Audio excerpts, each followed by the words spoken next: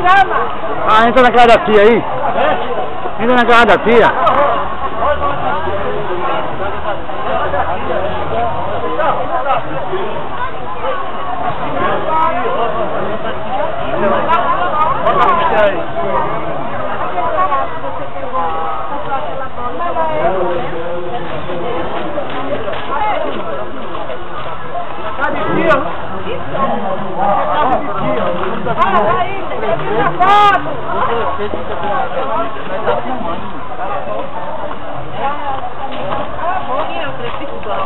O prefeito de Guaragodó, esse não está precisando de nada.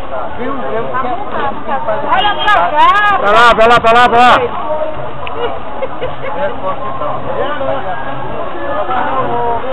Olha, vem com vocês, vem com vocês. Eu tô filmando, não tô fazendo foto não, tô filmando. Ah, meu filho, a minha vida é protestar por essa cara da tia. Eu já fui vacinado. O prefeito dessa cidade, esse cabra aqui não liga pra nada. A vida dele é olhar aqui pra nada.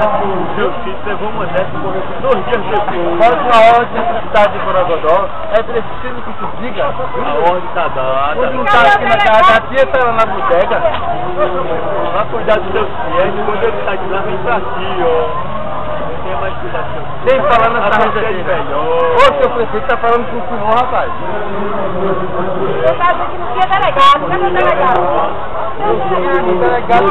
O delegado aqui. Olha o delegado aqui.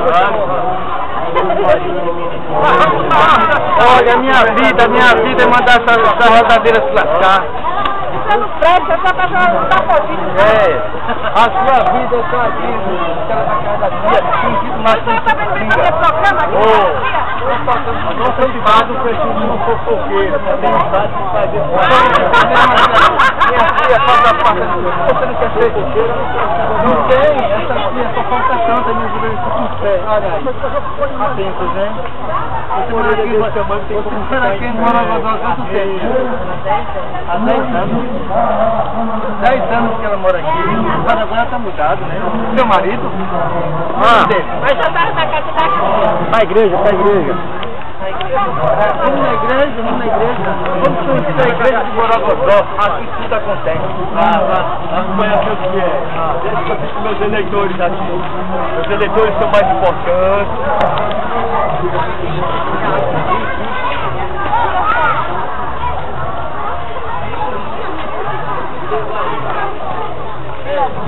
O prefeito vai passear na Praça dos Cavarém.